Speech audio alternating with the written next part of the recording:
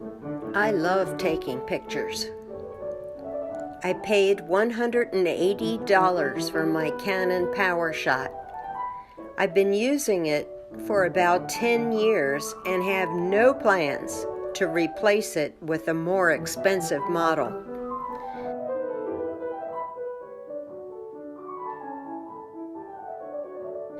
I also use a cheap waterproof camera upon occasion,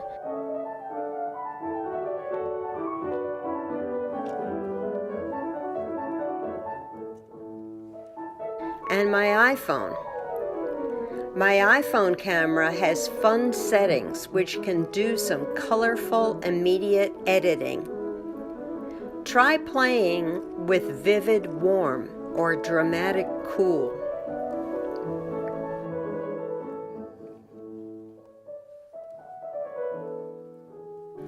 When I took my first class in digital photography, someone asked Chuck Murphy which camera is the best one. His classic reply, "The one you have with you." I always have one with me. When I travel, I take at least 2 cameras and 3 or more batteries and a charger. Why do I take pictures? I'm somewhat of a photojournalist, so I like to have a record of what I've seen, to share with others, and to remind me of the beauty of my world. As I've played with photography more, it's become my art form.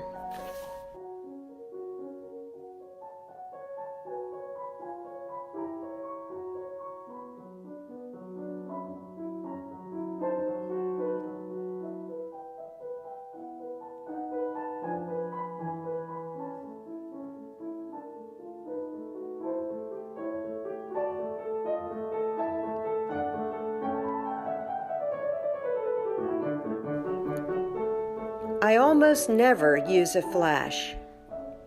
It scares people and animals.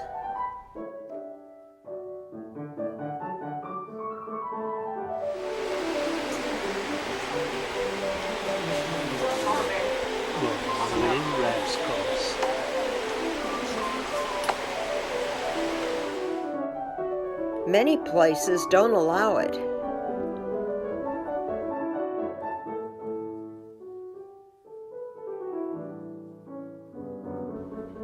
Happy accidents, like a foggy lens, can create some nifty photos.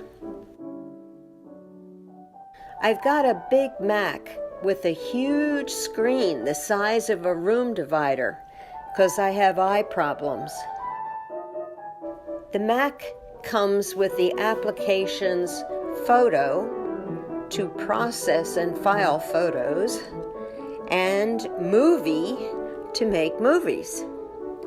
I make voice recordings with my phone and put them in iTunes. Then I paste them onto the visual part of my movies. I've had 6 concussions, so the photos and the movies I make with them are my brain's external hard drive. I recently made a movie as a memorial to Feather, my sweet cat, who died in April, and a movie celebrating my first year at Lanier.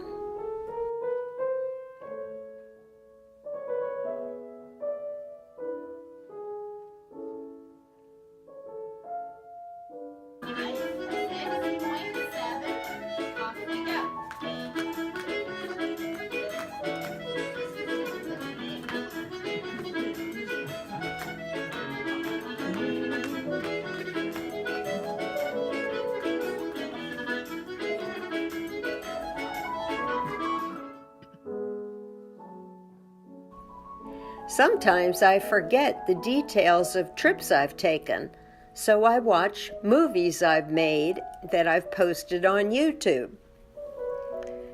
My traveling buddies enjoy them also and can forward them to their family and friends to experience our trips vicariously.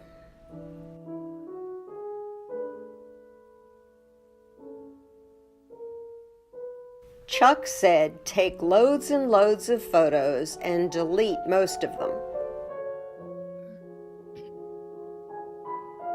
Learning new and difficult things is supposed to be the best activity for an aging brain. So I just took a week-long course at the John C. Campbell Folk School, taught by Laura Gingrich.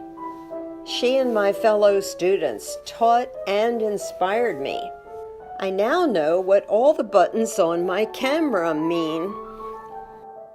There are photos I will never be able to take with the camera I have. For last year's solar eclipse, I chose to stay home and take photos of my friends at Lanier Gardens instead of trying to take astronomical photos.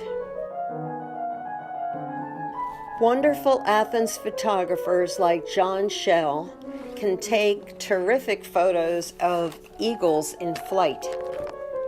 Chuck Murphy takes puffins flying.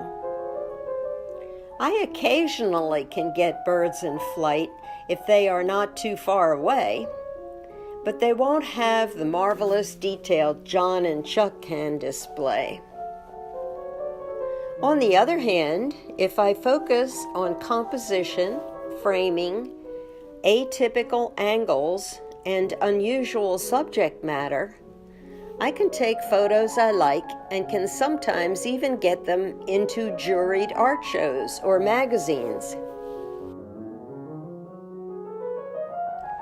Where do I find subject matter? Everywhere. In the bank parking lot, on an exotic trip to Iceland, or the Lake District.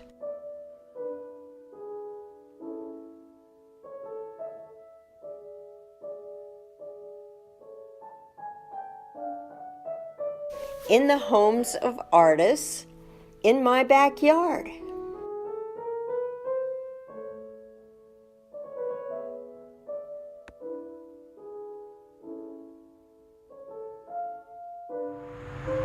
Okay, so you're alive.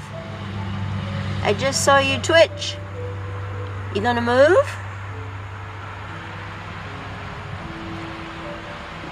Saw your tail move. Come on, this is a movie camera. There you go. Said the magic words. Bye.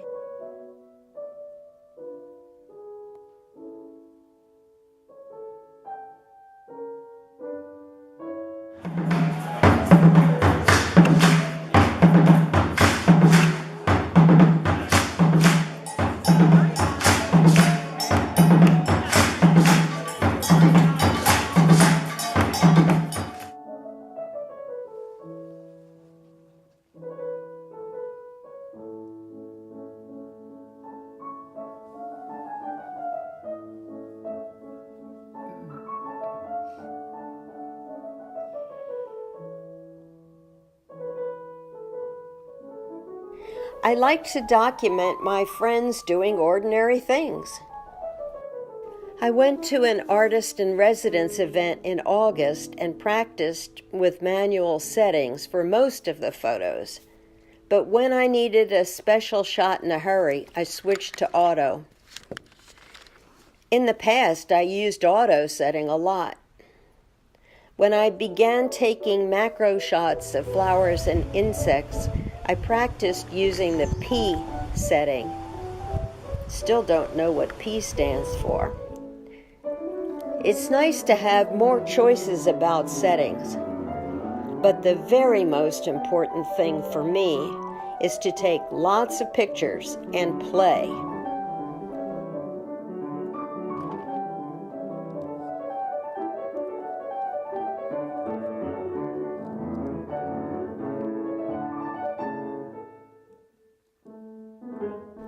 Whimsical photos tickle me, like this funeral establishment on Church Street in Twickenham, England. Notice the name? A bunch of my friends had a good laugh at that.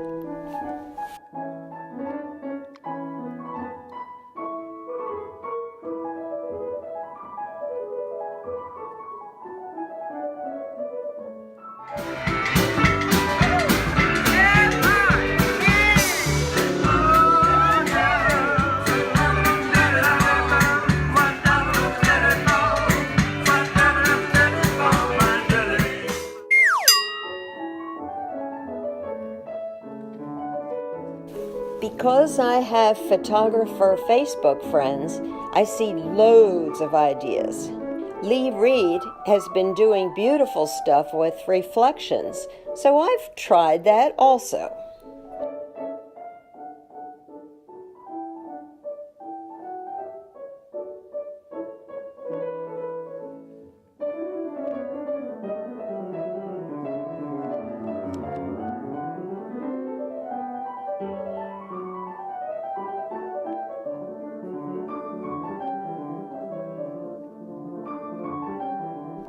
Don Hunter is incomparable at nature photos out on the trail. I'm a member of the Athens Photography Guild and get ideas at monthly meetings and their Facebook page. Sometimes I have no clue what they're talking about online or at meetings. It's too technical for me and my camera. So I take what I like and leave the rest. The UGA Botanical Garden hosts a monthly photo share meeting, which is a friendly setting to show mostly nature shots.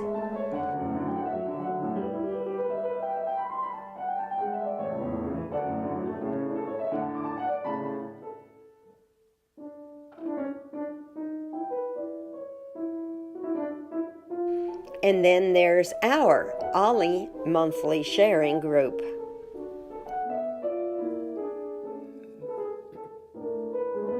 I frequently go to art museums to train my eye.